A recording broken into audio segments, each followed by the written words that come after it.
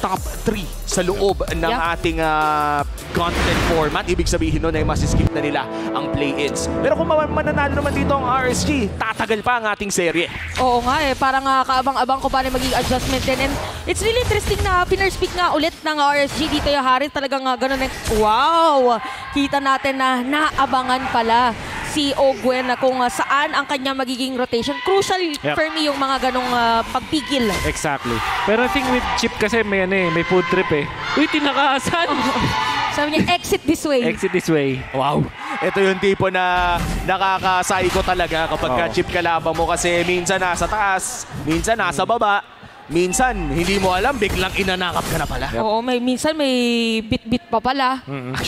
Ayun ang ayoko. Yun lang. Yung may dalang pasalubong yung Chip. Pero thing with Chip kahit na, yun nga, may food trip siya, yung passive ay na naghihil lang din siya after a while. So parang kahit yung napoke sila doon, hindi na masyadong problema para kay Ogwen. Valid info rin yung nakuha niya doon. Pero makikita natin maagang pokes na naman ang ginagawa ng RSG. Same with game number 1. Mukhang si Flap TZ ulit ang kanilang gustong pigilan and even Minion Wave ay parang as much as possible ayaw nilang pahawak sa XP laner. Yeah, and look at Nats rocking the KOF skin as well. Ayaw nga. Ito yung bagong skin guys. Pwede nyo nang rolyohan yan. Sa baok talaga. Ang ganda, no? Oo nga eh. Wala ba tayo dyan? Wala. Ako, nakuha ako na. Oy, di sana. Nakachamba lang. Pero yun na nga si Demon Kite, taunting Flap TZ. Pero mukhang wala namang patayan, sakitan lang. Mas maingat yung mga players natin actually as compared to game number 1. For this, nakita na rin ng AP Bren yung potential ng RSG on the early game. But speaking of, more on pokes lang naman. Yeah. Since this is Fred Rain, more information ang gusto bagay dito ni Demon Kite. And looking at the position coming in from Kyle TZ, mukhang ibibigay ata ng AP Bren ang turtle sa RSG maliban na lang kung makahabol siya. Oh, parang ito yung typical yata na nangyayari. At si Nats dito ay nandito nga for observation and information. And we have AP Bren na hindi makakapag-contest as Demon Kite will secure this turtle. Yeah. Meron tatlong T sa pagkuha ng turtle. Ano yun? Ano yung tatlong T? Turn, take, and trade. Yeah. Wow. So yung ginawa dito ng RSG, take, which is literally take. Tapos yung trade kasi na lang yung naging choice para sa AP Bren. Which is, in this case, knowing na assassin sila, hindi sila ganun kalakas sa early stages of the game. Mas maganda mag-trade na lang. Kumuha na lang sila ng sariling purple buff. And the other one is turn, which is yung term ng mga hero ngayon, yung ay ng mga player ngayon natin is hiruhan natin, ganyan. Yun yung naririn nyo siguro. Which basically to mean fight dun sa moment na yun. Nice knock-up mula sa RSG. Uy! Pero makakatakas pa rin doon na si Few. Habang yung mga players ng side ng AP Bren ay naka-ready din naman. Take note na hindi pa level 4. Nakaka-level 4 lang ni Ogwen. Siya pa nga mabibigyan. Pero may dala at kasamang ibang mga tropa habang nagkapigilan na double kill para kay Demon Kite. At mabubuhay pa nga yata! At ayan na nga, buhay pa rin si Demon Kite at makakakuha ng 4 na kills ang RSG. This is a lot of blood early on in this game. Oh, you have to give credit kay Demon Kite surviving dun sa laban na yun. And sobrang on point din ng taunt as well as the ultimate. We can see it through the replay. But also, notable din yung initiation dun coming out from light, eventually committing yung kanyang flicker. Yan, with that flicker. Tapos nandun din si Nat. So parang na-combo nila yung knock-up sila. At alam naman natin si Guinevere kasi sobrang saya kapag meron siyang kasama ng taga-knock-up. Parang mas na-take advantage din yung kanyang passive. And looking at this early game, parang ganito din ang nakuha kanina ng RSG. Around a 2K gold lead against AP Bren. Pero in this draft, meron din bang late game scaling para sa AP Bren?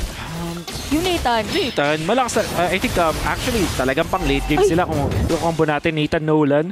Very strong in the latter portions of the game. As long as hindi sila ma-dive though. So yung RC kasi hindi sila front to back Parang walang haharap sa kanila. So parang pwedeng ma-outplay pa rin yung AP Bren kahit sa dulo. Hindi yung makaharap. Flap TZ nahanap yung nasa likod, which is gonna be Aqua. Ginamit na yung flicker. So more on focus lang muna. Aqua's gonna be down. Diretso doon sa kami ni Ogwen habang tutuloy yata for the turtle objective. Pero nagamit na yung Eternal Guard. By the way, habang si Flap TZ ay nandito sa harap. So reset lang muna para sa ating dalawang kupunan. Mukhang pahinga muna ang aabol ng dalawang kupunan. Pero turtle ay kinagabit na naman gamit ng fracture. Kyle TZ still looking for that kill. Pero mukhang turtle na ata ang call dito ng RSG. Dapat ang Ogwen Demon Kite sa bardagulan ang loob ng turtle pit. Pero mukhang maganda ang pwesto ni Kyle TZ for a potential steal. Oh, imagine this is just a turtle pero grabe na agad yung psychohan na ginagawa ng ating dalawang teams at grabe mga dashes na ipinapakita habang yung mga mid laner natin nag-clear muna ng minion wave dahil malaking edge nga naman kapag nauna ka doon. Habang si Light ay nandito na ulit. Ginamit na energy eruption pero mukhang matatalanan. Penalty zone ay walang tatamaan habang makuha na AP Bren. Dito yung pagonga. Kyle TZ mag-dash away. Medyo nauntog saglit pero walang casualty during the moment. Team take mula sa AP Bren. Kumuha lamang ng turtle at umalis na pero ito ang +1 na gusto ni Kyle. 100%. Kasi parang ang ginawa dito ng AP Bren, nag-invest sila dun sa second turtle, Kusei. Solo kill. Oo, pero napapaligiran na nila. Ginamit na yung Benja at Super Marco ay medyo mawala ng buhay. Napakagandang dead crash para dito kay Pew. Pero sakto pa rin, double kill. May kasama pa Demon Kite dito. Makapatay ba nila si Kyle TZ? Pero Pew ang makakabawi dito kay Kusei. Habang si Demon Kite mabibilit na mag-dash away. Dumating na rin ang dalawang katag team ng RSG. Tatalunan pa nga dito. Kyle TZ is down. Ang ganda ng mga team fights and takeoffs ng RSG. Kung akala mo tapos na, tumingin ka ulit. Tuloy-tuloy ang paghahanap ng Task Force RSG sa mga katawan ng AP Bren. At ayan na nga, mid lane pa ang gusto nila. Nats with the kill. Parang morning training ang pinapakita natin boksingero doon sa may bandang gitna. Habang si Owen pinipigilan na umalis. Dumating na rin si Super Marco. Meron pang taunt na mangyayari doon saglit. Pero sabi na parang delikado yata. At aalis na muna sila. Kyle TZ mas napabilis ang pagpunta doon sa may purple buff. A wonderful kiting from both teams. Eventually, RSG yung mananalo dun sa dulo ng clash na yon. Kusei also timing no kanyang vengeance. Sobrang lupit. Eventually, dying dun sa top lane. Pero nakakuha naman siya ng 2 kills beforehand. Tapos kill pa rin kay Super Marco. So, lalong lumalakas yung early game. Pati yung mid game dito ng RSG. At kailangan parang sobrang ganda ng pinapakita dito ni Kyle TZ. I think so far siya yung nagbibigay ng panalo dito sa AP Bren. 0-2 yung stats niya dito pero wag kayong mabubulag dyan sa numbers na yan. Hindi yan yung reflection ng impact dito ni Kyle TZ. Especially getting yung second turtle.